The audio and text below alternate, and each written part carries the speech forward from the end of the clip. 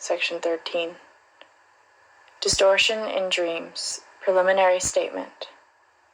If I now declare that wish fulfillment is the meaning of every dream, so that there cannot be any dreams other than wish dreams, I know beforehand that I shall meet with the most emphatic contradiction. My critics will object. The fact that there are dreams which are to be understood as fulfillments of wishes is not new, but has long since been recognized by such writers as Radistock, Volkelt, Purkinje, Grissinger, and others. That there can be no other dreams than those of wish fulfillments is yet one more unjustified generalization, which fortunately can be easily refuted. Dreams which present the most painful content, and not the least trace of wish fulfillment, occur frequently enough. The pessimistic philosopher, Edward von Hartmann, is perhaps most completely opposed to the theory of wish fulfillment. In his Philosophy of the Unconscious, Part 2, he says, "As regards the dream, with it all the troubles of waking life pass over into the sleeping state, all save the one thing which may in some degree reconcile the cultured person with life, scientific and artistic enjoyment." But even less pessimistic observers have emphasized the fact that in our dreams, pain and disgust are more frequent than pleasure. Two ladies, Sarah Weed and Florence Hallam, have even worked out, on the basis of their dreams, a numerical value for the preponderance of distress and discomfort in dreams. They find that 58% of dreams are disagreeable, and only 28.6% positively pleasant. Besides those dreams that convey into our sleep the many painful emotions of life, there are also anxiety dreams, in which this most terrible of all the painful emotions torments us until we wake. Now it is precisely by these anxiety dreams that children are so often haunted. And yet it was in children that you found the wish fulfillment dream in its most obvious form. Already Plotinus, the Neoplatonist, said, "When desire bestirs itself, then comes fantasy, and presents to us as it were the object of desire." The anxiety dream does really seem to preclude a generalization of the thesis deduced from the examples given in the last chapter, that dreams are wish fulfillments, and even to condemn it as an absurdity. Nevertheless, it is not difficult to parry these apparently invincible objections. It is merely necessary to observe that our doctrine is not based upon the estimates of the obvious dream content, but relates to the thought content, which in the course of interpretation is found to lie behind the dream. Let us compare and contrast the manifest and the latent dream content. It is true that there are dreams the manifest content of which is of the most painful nature. But has anyone ever tried to interpret these dreams to discover their latent thought content? If not, the two objections to our doctrine are no longer valid, for there is always the possibility that even our painful and terrifying dreams may, upon interpretation, prove to be wish fulfillments. It is quite incredible with what obstinacy readers and critics have excluded this consideration and disregarded the fundamental differentiation between the manifest and the latent dream content. Nothing in the literature of the subject approaches so closely to my own conception of dreams as a passage in J. Sully's essay, Dreams as a Revelation. It would seem then, after all, that dreams are not the utter nonsense they have been said to be by such authorities as Chaucer, Shakespeare, and Milton. The chaotic aggregations of our night fancy have a significance and communicate new knowledge. Like some letter in cipher, the dream inscription, when scrutinized, closely loses its first look of balderdash and takes on the aspect of a serious, intelligible message. Or, to vary the figure slightly, we may say that, like some palimpsest, the dream discloses beneath its worthless surface characters, traces of an old and precious communication. In scientific research, it is often advantageous, if the solution of one problem presents difficulties, to add it to a second problem, just as it is easier to crack two nuts together instead of separately. Thus, we are confronted not only with the problem, how can painful and terrifying dreams be the fulfillment of wishes, but we may add to this a second problem which arises from the foregoing discussion of the general problem of the dream. Why do not the dreams that show an indifferent content and yet turn out to be wish fulfillments reveal their meaning without disguise? Take the exhaustively treated dream of Irma's injection. It is by no means of a painful character, and it may be recognized upon interpretation as a striking wish fulfillment. But why is an interpretation necessary at all? Why does not the dream say directly what it means? As a matter of fact, the dream of Irma's injection does not at first produce the impression that it represents a wish of the dreamer's as fulfilled. The reader will not have received this impression, and even I myself was not aware of the fact until I had undertaken the analysis. If we call this peculiarity of dreams, namely, that they need elucidation, the phenomenon of distortion in dreams, a second question then arises. What is the origin of this distortion in dreams? If one's first thoughts on this subject were consulted, several possible solutions might suggest themselves. For example, that during sleep one is incapable of finding an adequate expression for one's dream thoughts. The analysis of certain dreams, however, compels us to offer another explanation.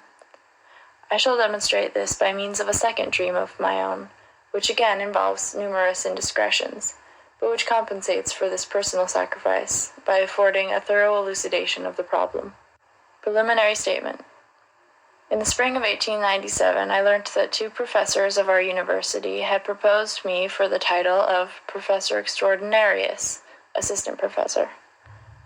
The news came as a surprise to me and pleased me considerably as an expression of appreciation on the part of 2 eminent men which could not be explained by personal interest. But I told myself immediately that I must not expect anything to come of their proposal. For some years past, the ministry had disregarded such proposals, and several colleagues of mine, who were my seniors and at least my equals in desert, had been waiting in vain all this time for the appointment. I had no reason to suppose that I should fare any better. I resolved, therefore, to resign myself to disappointment.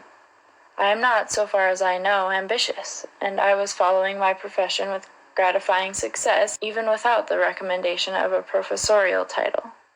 Whether I considered the grapes to be sweet or sour did not matter, since they undoubtedly hung too high for me. One evening a friend of mine called to see me, one of those colleagues whose fate I had regarded as a warning.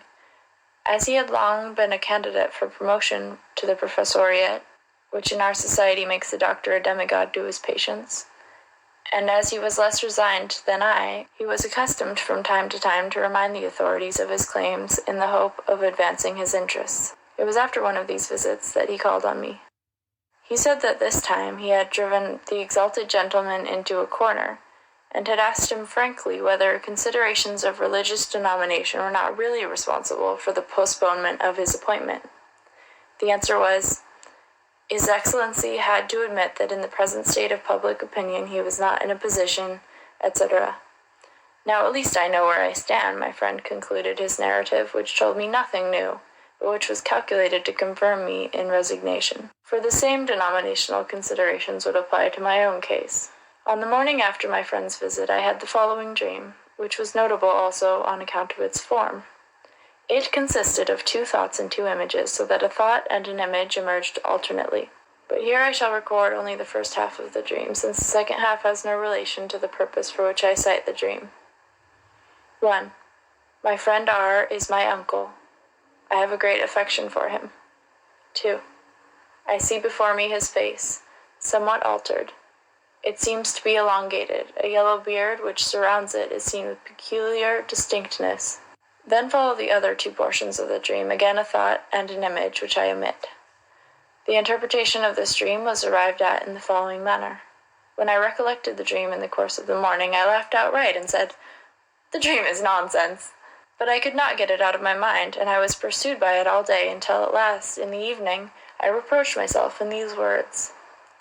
If in the course of a dream interpretation one of your patients could find nothing better to say than, "That is nonsense," you would reprove him, and you would suspect that behind the dream there was hidden some disagreeable affair, the exposure of which he wanted to spare himself. Apply the same thing to your own case. Your opinion that the dream is nonsense probably signifies merely an inner resistance to its interpretation. Don't let yourself be put off. I then proceeded with the interpretation. R is my uncle. What can that mean?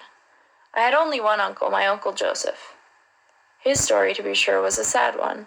Once, more than 30 years ago, hoping to make money, he allowed himself to be involved in transactions of a kind which the law punishes severely, and paid the penalty. My father, whose hair turned gray with grief within a few days, used always to say that Uncle Joseph had never been a bad man, but, after all, he was a simpleton. If, then, my friend R is my Uncle Joseph, that is equivalent to saying R is a simpleton. Hardly credible, and very disagreeable. But there is the face that I saw in the dream with its elongated features and its yellow beard. My uncle actually had such a face, long and framed in a handsome yellow beard. My friend R was extremely swarthy, but when black-haired people begin to grow gray, they pay for the glory of their youth. Their black beards undergo an unpleasant change of color hair by hair. First, they turn a reddish-brown, then a yellowish-brown, and then definitely gray. My friend R's beard is now in this stage. So, for that matter, is my own, a fact which I note with regret. The face that I see in my dream is at once that of my friend R and that of my uncle. It is like one of those composite photographs of Galton's. In order to emphasize family resemblances, Galton had several faces photographed on the same plate. No doubt is now possible. It is really my opinion that my friend R is a simpleton, like my Uncle Joseph. It is astonishing to see how my memory here restricts itself, in the waking state, for the purposes of analysis. I have known 5 of my uncles, and I loved and honored one of them. But at the moment when I overcame my resistance to the interpretation of the dream, I said to myself, I have only one uncle, the one who was intended in the dream. I have still no idea for what purpose I have worked out this relationship. It is certainly one to which I must unreservedly object. Yet it is not very profound, for my uncle was a criminal, and my friend R is not, except in so far as he was once fined for knocking down an apprentice with his bicycle. Can I be thinking of this offense? That would make the comparison ridiculous. Here I recollect another conversation, which I had some days ago with another colleague, N. As a matter of fact, on the same subject. I met N in the street. He, too, has been nominated for a professorship, and having heard that I had been similarly honored, he congratulated me. I refused his congratulations, saying, You are the last man to jest about the matter, for you know from your own experience what the nomination is worth. Thereupon he said, though probably not in earnest, You can't be sure of that. There is a special objection in my case. Don't you know that a woman once brought a criminal accusation against me? I need hardly assure you that the matter was put right. It was a mean attempt at blackmail, and it was all I could do to save the plaintiff from punishment. But it may be that the affair is remembered against me at the ministry. You, on the other hand, are above reproach. Here, then, I have the criminal, and at the same time the interpretation and tendency of my dream. My Uncle Joseph represents both of my colleagues who have not been appointed to the professorship. The one as a simpleton, the other as a criminal. Now, too, I know for what purpose I need this representation. If denominational considerations are a determining factor in the postponement of my 2 friends' appointment, then my own appointment is likewise in jeopardy. But if I can refer the rejection of my 2 friends to other causes, which do not apply to my own case, my hopes are unaffected. This is the procedure followed by my dream. It makes the one friend R a simpleton and the other N a criminal. But since I am neither one nor the other, there is nothing in common between us. I have a right to enjoy my appointment to the title of professor, and have avoided the distressing application to my own case of the information which the official gave to my friend R. I must pursue the interpretation of this dream still farther, for I have a feeling that it is not yet satisfactorily elucidated. I still feel disquieted by the ease with which I have degraded 2 respected colleagues in order to clear my own way to the professorship. My dissatisfaction with this procedure has, of course, been mitigated since I have learned to estimate the testimony of dreams at its true value. I should contradict anyone who suggested that I really considered R a simpleton, or that I did not believe N's account of the blackmailing incident. And of course I do not believe that Irma has been made seriously ill by an injection of a preparation of propyl administered by Otto. Here, as before, what the dream expresses is only my wish that things might be so. The statement in which my wish is realized sounds less absurd in the second dream than in the first. It is here made with a skillful use of actual points of support in establishing something like a plausible slander, one of which could say that there is something in it. For at that time my friend R had to contend with the adverse vote of a university professor of his own department, and my friend N had himself, all unsuspectingly, provided me with material for the calumny. Nevertheless, I repeat, it still seems to me that the dream requires further elucidation. I remember now that the dream contained yet another portion which has hitherto been ignored by the interpretation. After it occurred to me that my friend R was my uncle, I felt in the dream a great affection for him. To whom is this feeling directed? For my Uncle Joseph, of course. I have never had any feelings of affection. R has for many years been a dearly loved friend. But if I were to go to him and express my affection for him in terms approaching the degree of affection which I felt in the dream, he would undoubtedly be surprised. My affection, if it was for him, seems false and exaggerated, as does my judgment of his intellectual qualities, which I express by merging his personality in that of my uncle, but exaggerated in the opposite direction.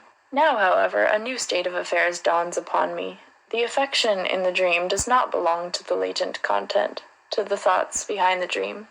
It stands in opposition to this content. It is calculated to conceal the knowledge conveyed by the interpretation. Probably this is precisely its function.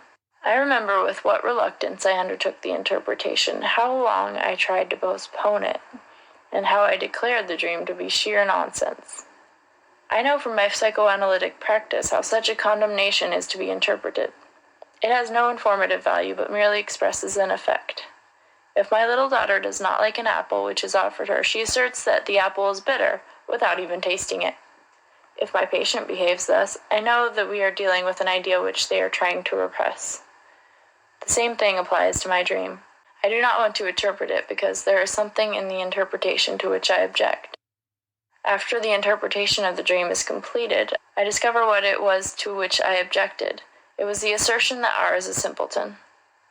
I can refer the affection which I feel for R not to the latent dream thoughts, but rather to this unwillingness of mine. If my dream, as compared with its latent content, is disguised at this point, and actually misrepresents things by producing their opposites, then the manifest affection in the dream serves the purpose of the misrepresentation.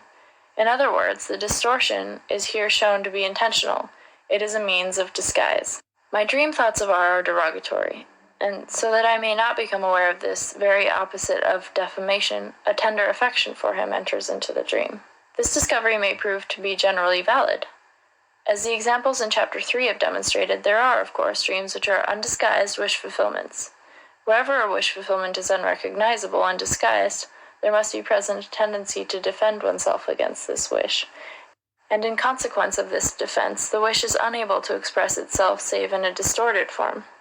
I will try to find a parallel in social life to this occurrence in the inner psychic life.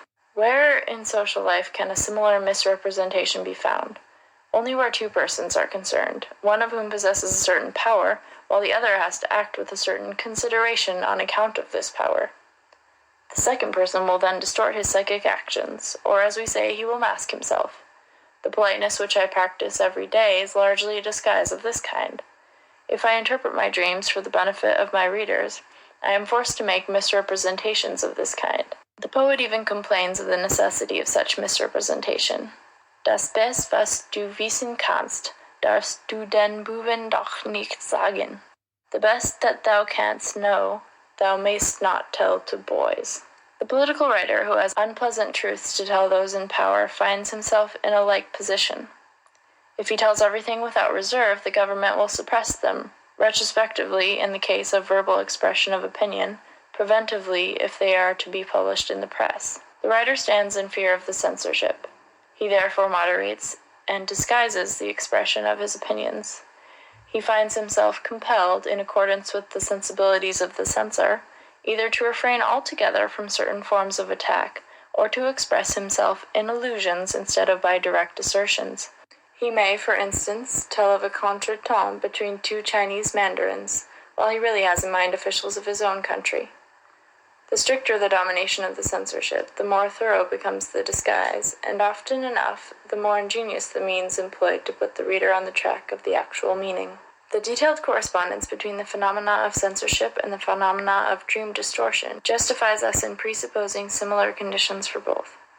We should then assume that in every human being there exist, as the primary cause of dream formation, two psychic forces, tendencies or systems, one of which forms the wish expressed by the dream, while the other exercises a censorship over the dream wish, thereby enforcing on it a distortion.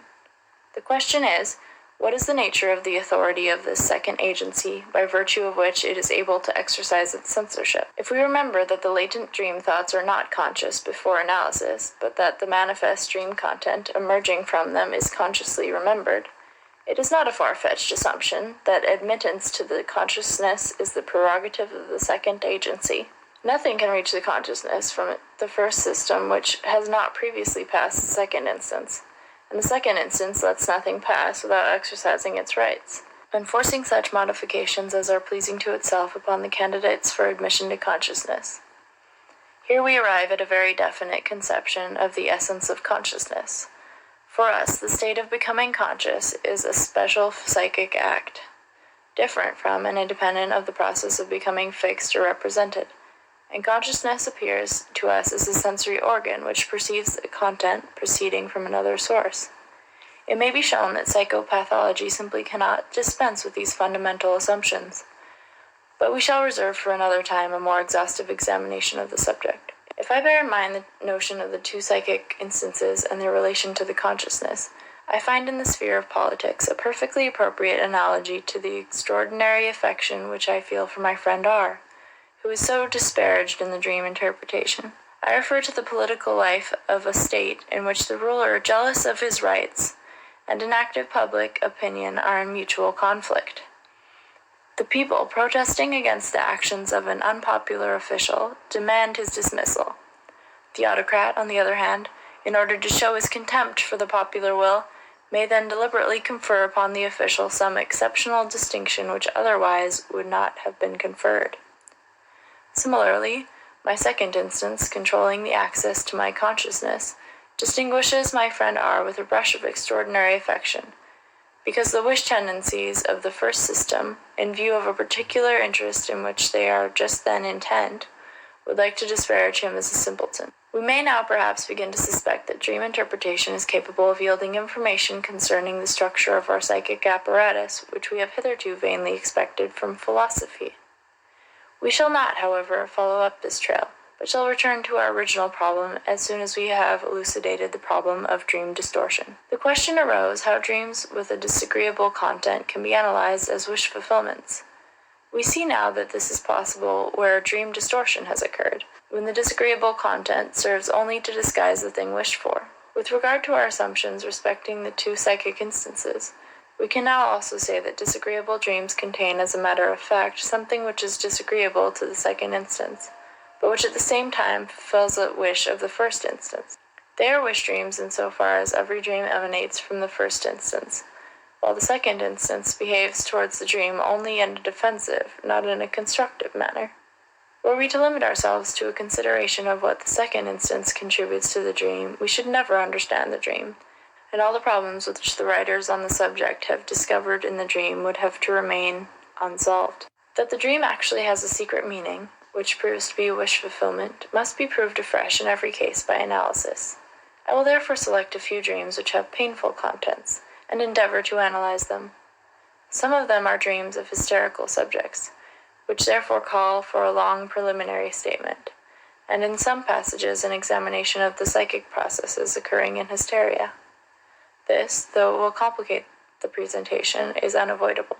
When I treat a psychoneurotic patient analytically, his dreams regularly, as I have said, become a theme of our conversations.